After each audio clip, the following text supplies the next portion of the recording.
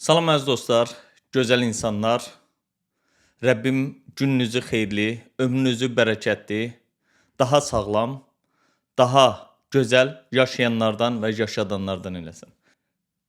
Azərbaycan İlahiyyat İnstitutunun müəllimlərindən biri, həm keçmiş rektorunu, indiki müəllim yoldaşını müdafiə eləmək üçün bilirsiniz ki, ötən gün Baku TV-də Elçin Əlibəylinin aparıcısı olduğu aktual gündəm verilişində səsləndirdiyim bir məsələyə aydınlıq gətirməyə cəhd eləyib.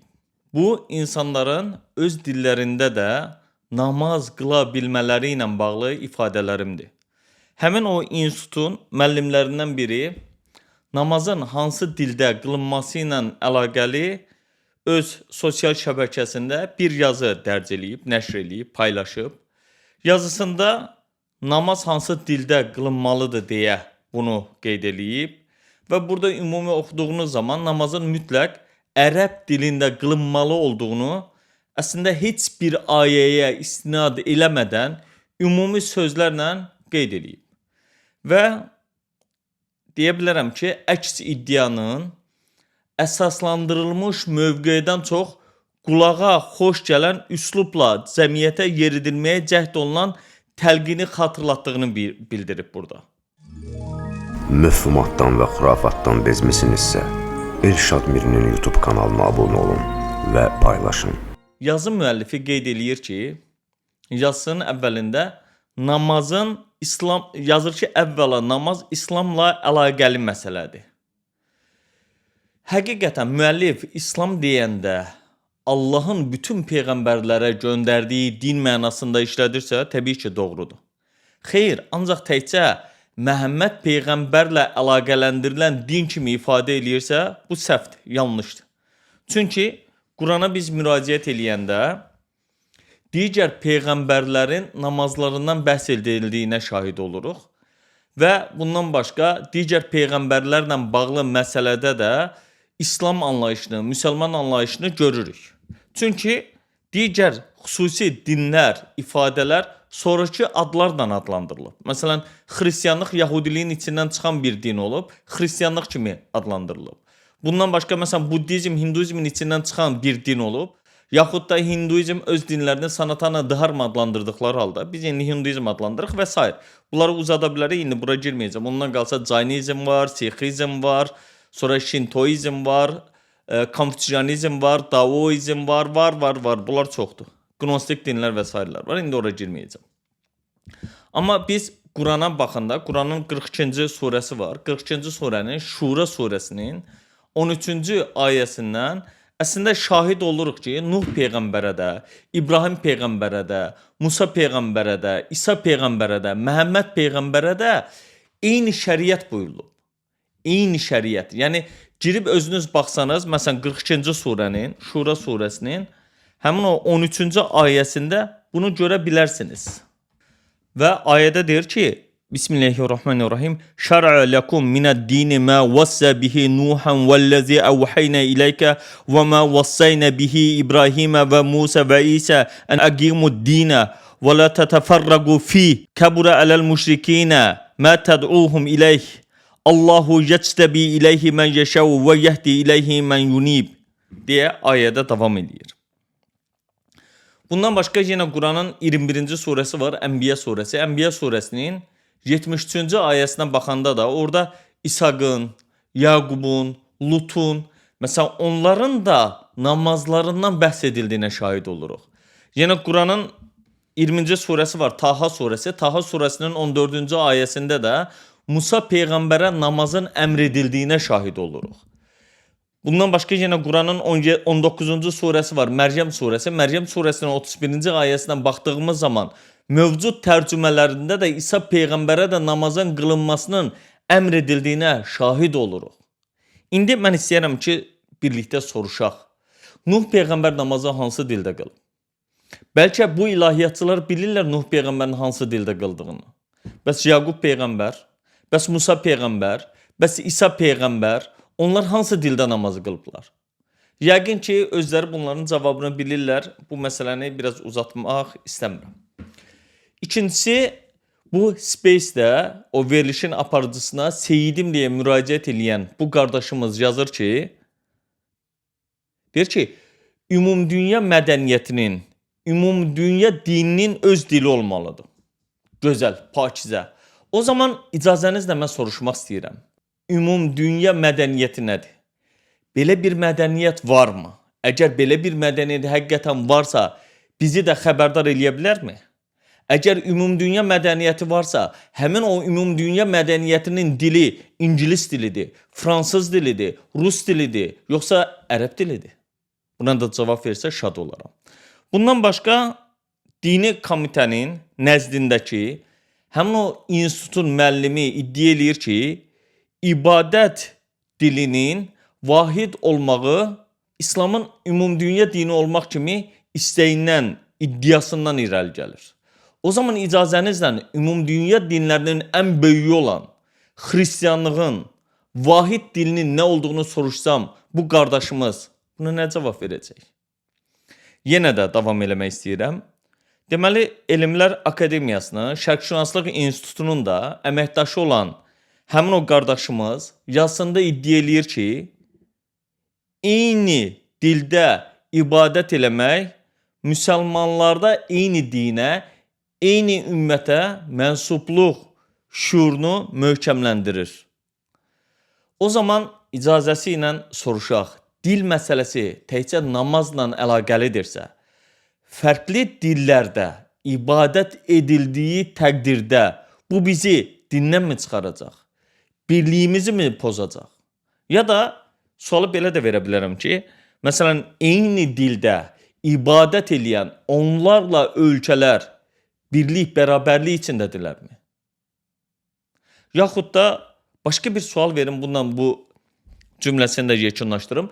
Eyni dildə ibadət elədiyimiz qonşumuz illərlə Qarabağ məsələsində bizim mi yanımızda oldu, yoxsa Qarabağı işğal eləyənlərin mi yanında oldu? Buna da cavab versə, həqiqətən çox sevinərəm, şad olaram. Yenə bu qardaşımız sosial şəbəkədəki statusunda iddia eləyir ki, namaz İslamda ən ali ibadət aktı olub, bu dinin başlıca ibadət ayini hesab olunur. Sonra davam edir, deyir ki, bu baxımdan Peyğəmbər namazı dinin sütunu adlandırır. O zaman bu qardaşımızdan icazənizlə soruşaq. Allah niyə dinin sütununu Quranda adlandırmayıb? Niyə namazı dinin sütunu olaraq qeyd eləməyib? Niyə heç bir ayədə buna rast gəlmirik biz? Peyğəmbər Allahın demədiyini deməyə bəs necə cəsarət eləyib? Necə belə bir hökm verib? Yaxud belə bir hökm verməyə ixtiyarı olubmu? O səlahiyyət Peyğəmbərə verilibmi? Bəs Ələq surəsinin ilk ayəsinə görə oxumaq, sonra Nisa surəsinin 135-ci ayəsinə görə yaxınlarımızın əleyhinə olsa da ədalətdən uzaqlaşmamaq, sonra yenə Quranın 9-cu surəsi olan Tövbə surəsinin 71-ci ayəsinə görə yaxşılığı buyurub mənfiliklərdən çəkindirmək, sonra yenə Nisa surəsinin 58-ci ayəsinə görə işi ləyaqət əhlinə vermək, Ali İmran surəsinə görə məşvərət etməklə əlaqəli əmrləri biz hara qoyaq? Yeri gəlmişkən bir məqamı da soruşum. Mövcud rəvayətlərə görə namaz əmri, yəni Peyğəmbərin hicrətindən əvvəl güya Mirac hadisəsi ərəfəsində əmr edilib. Yəni bu da götürsək, təsəvvür edin, tarixi faktlara görə baxsaq, deyək ki, Peyğəmbər 622-ci ildə Məkkə şəhərindən Mədinə şəhərinə hicrət eləyibsə və bu insanların dediyinə görə və hicrətdən bir il əvvəl Mirac hadisəsi olubsa və namaz da Mirac hadisəsi ilə gəlibsə, o zaman Quranın gəlişindən 8-9 il sonra namaz əmr olunub, buyurulub. Əgər həqiqətən namaz sonradan gəlibsə, müsəlmanların ilk dövrdə dinləri sütunsuz mu olub? Sütunsuz dini necə saxlayıbdılar görəsən? Yeri gəlmişkən bir şəxsin də iddiasına istəyirəm cavab verim. Deməli bu şəxs vaxtı ilə Naxçıvanın təhsil naziri olub. Sonra Fəthullah Gülənin kitabını tərcümə eləməklə, onun haqqında kitab yazmaqla həmin o camiyə də tanınıb. Ad çəkmədən status yazaraq məni fitnəkar adlandırır bu ağsaqqalımız. Və namazın hər kəsin ana dilində də qılına biləcəyi düşüncəmə rişxənd eləyir. Deyir ki, baxın bu statusunu indi mən açım oxuyum. Bilmirəm bunu sizə göstərməyim nə qədər doğrudur. Adını çəkməmək üçün belə üstünü örtüb göstərim. Baxın belə bir şey paylaşıb. İndi mən buradan həmin o adamın statusunu oxuyum. Statusunda deyir ki, İslama qədər gələn dinlər hər biri ayrı-ayrı millətlərə gəlirdi. Ona görə də onların ibadətləri də o dildə icra edilirdi. Ona görə də İslam bəşəriyyətə gələn son dindir. Buna görə də onun ibadət şəkli bir vahid dildə icra edilməlidir. Sonra da məsələn belə bir Mirzə Cəlildən sitat gətirir, bitirir. Özdə bunu da çox maraqlı deyir ki, ateist Mirzə Cəlil demişkən çətin olur anlamaq dərdi. İndi bilmirəm Mirzə Cəlili müdafiə eləyim, yoxsa bu şəxsin iddialarını mı çürüdüm? Əslində çürü iddialardır, buna nə cavab verim onu da bilmirəm. Amma bu şəxs xahiş eləyirəm ki, əgər araşdırmaq istəyirsə, bir dəfə də demişəm, özəldən də yazmışam, buyursun, dəvət eləsin, yaxud mən onu dəvət eləyim. Həmin bu məsələni izah eləyim. Amma bu cür fitnəkar yazmaqla davam eləyərsə, fitnəkar ifadəsini işlədərsə, bu cür ittiham eləyərsə, bunu da onun öz əxlaqına həvalə eləyirəm. Vəssalam.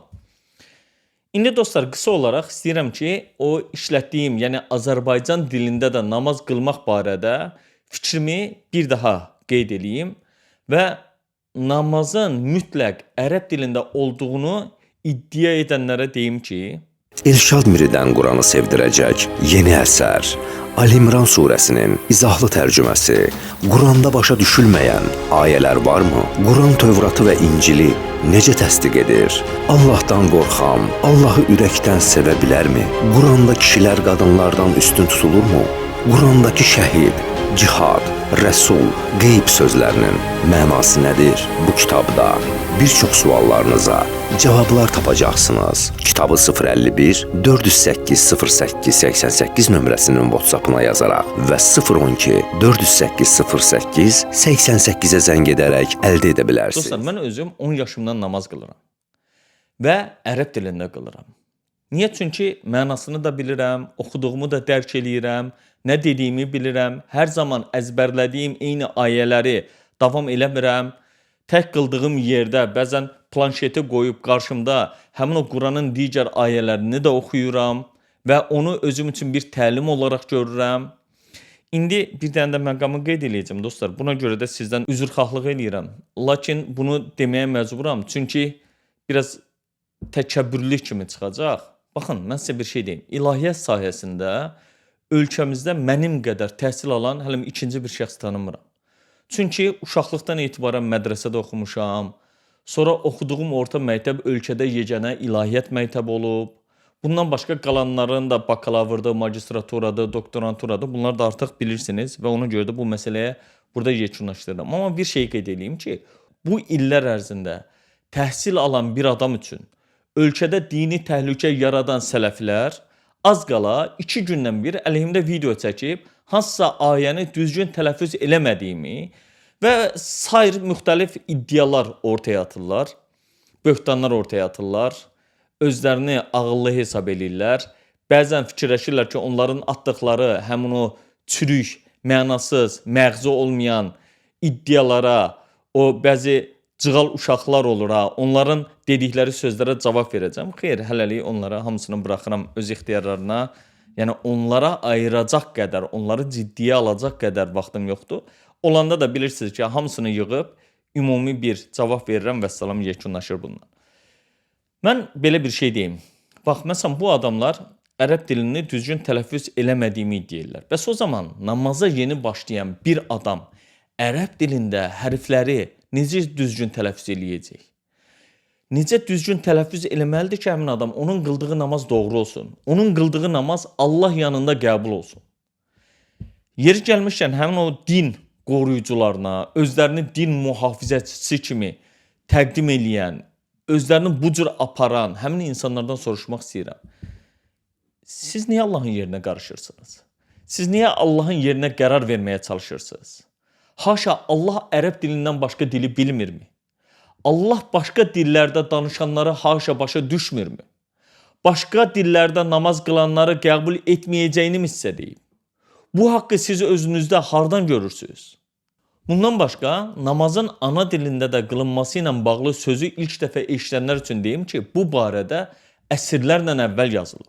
Əsrlərlə əvvəl deyilib. Məsələn, sizə bir məqamı qeyd edeyim. 747-ci ildə dünyasını dəyişmiş Həbib Əl-Əcəmi deyə məşhur olan bir şəxs, məsələn, namazlarını hər bir zaman fars dilində qılıb. Özü fars olub. Təsəvvür eləyin, Peyğəmbərə ən yaxın dövrdə yaşayan bir şəxsdən danışıram.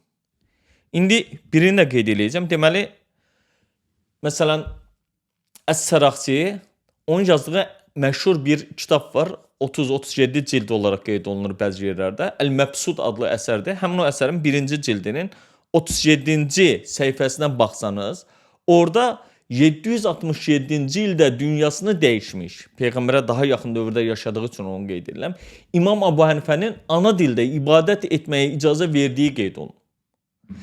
Hətta bunu rəvayətçilərin özlərindən dəlil gətirərək özü İmam Əbu Hənifədən qeyd olunur.